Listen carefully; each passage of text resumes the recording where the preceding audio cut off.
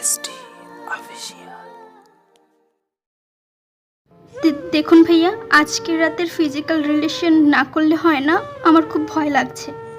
Money bag থেকে জন্ম নিয়ন্ত্রণ পদ্ধতির উপকরণ বের করে টেবিলের উপর রাখার সময় নববধূর মুখে এমন কথা শুনে হেসে ফেলল অভি।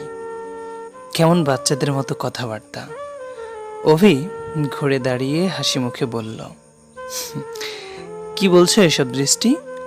স্বামীকে ভাইয়া বলতে নেই, আর স্বামী স্ত্রীর ক্ষেত্রে তো এসব বৈধ। তবু আমি ওইসব কাজ করতে পারবো না। আচ্ছা, ওসব করতে হবে না বলে অভি চেয়ার টেনে দৃষ্টির মুখোমুখি বসলো। তাহলে ওই যে মানিব্যাগ থেকে ওই প্যাকেটগুলো বের করে রাখলেন, ওগুলো কেন? ওগুলো দিয়ে কি হয়? ভাবি কিন্তু আমাকে বলেছে। বলে দৃষ্টি মাথা নিচু করে রইল। তোমাকে যেমন ভাবি এটা সম্পর্কে বলেছে, আমাকেও তেমন বন্ধুরা এটা ফাজলামো করে দিয়েছে। লাল শাড়িতে দৃষ্টির লাজুক মুখটা ভীষণ মায়াবী লাগছে। এ যেন পরি বসে আছে অভির সামনে। দৃষ্টির বয়স বেশি হলে 16 কি 17 হবে। অভির আম্মুর বান্ধবীর একমাত্র মেয়ে দৃষ্টি। গত বছর দৃষ্টির মা বাবা সড়ক দুর্ঘটনায় মারা যাওয়ার পরে অভির আব্বু আম্মু দৃষ্টিকে অভিদের এখানে নিয়ে আসে এবং আব্বু আম্মুর ইচ্ছে দৃষ্টিকে অভির বউ করা। এত বছর তাদের ইচ্ছেটা পূর্ণতা পেল। দৃষ্টিকে অভিও ভীষণ পছন্দ করে। যেমন দেখতে দুধে আলতা, গায়ের বরং, তেমনি নম্র ভদ্র স্বভাবের মেয়েও।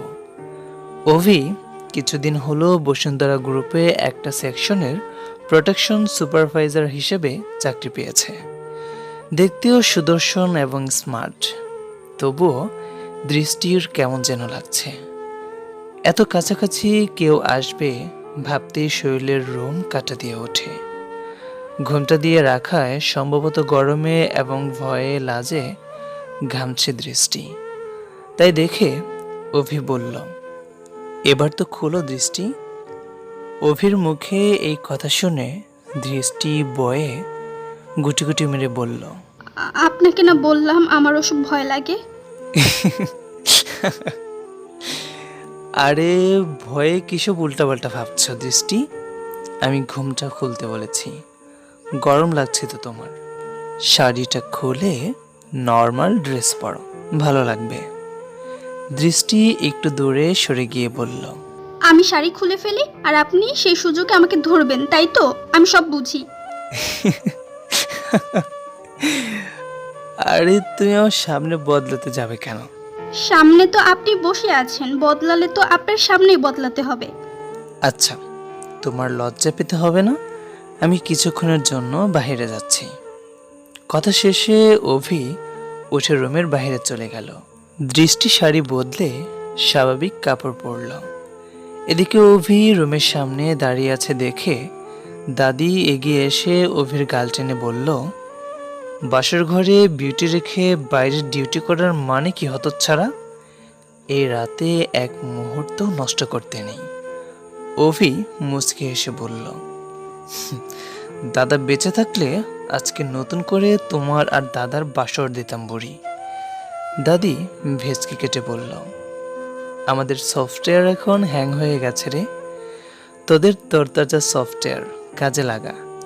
কথা শেষে ধাক্কা দিয়ে অভিকে রুমে ঢুকিয়ে দিয়ে দাদি হাসতে হাসতে চলে গেল। অভি এসে খাটে বসতেই টেবিলের উপর রাখা দুধের গ্লাসটা এনে অভির হাতে দিয়ে দৃষ্টি বলল, দাদি বলল আপনাকে এই দুধ দিতে। আচ্ছা, আপনি কি ছোট বাবু? আপনার এখনো দুধ খেতে হয়?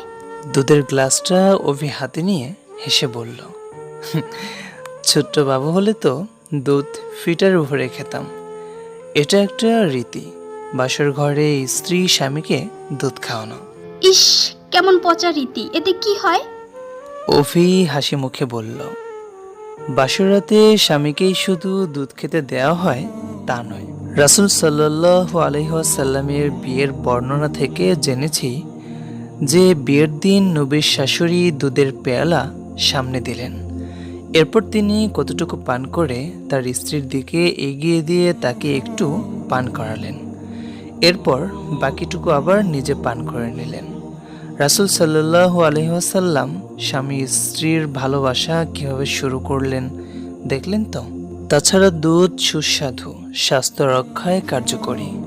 তাই বাসর রাতে স্বামীকে দুধ খাওয়ানোর মাধ্যমে একটি সুখী দাম্পত্য জীবনেরই কামনা করা হয়।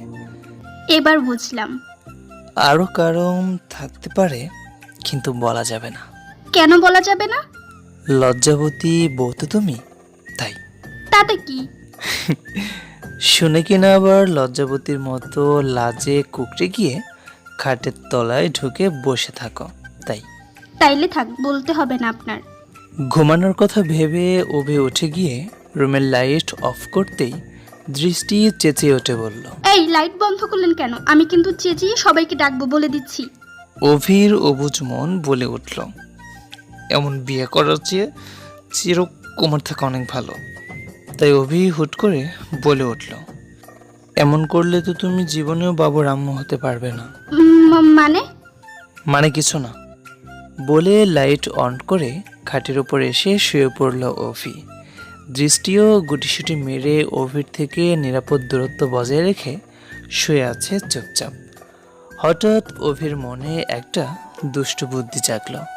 তাই অভি চেঁচিয়ে বলল, ও মাগো, কত বড় তেলাপোকা। কি? এটা শুনে দৃষ্টি ভয়ে অভিকে জড়িয়ে ধরল। তা দেখে অভি মিটমিট হাসতে লাগলো। তেলাপোকা গেছে? না না, এখনো যায়নি। তুমি আমাকে জড়িয়ে ধরে রাখো, না হলে এটা তোমার গায়ে এসে পড়বে। আচ্ছা। বলে দৃষ্টি অভিকে ভয়ে জড়িয়ে ধরে রাখলো।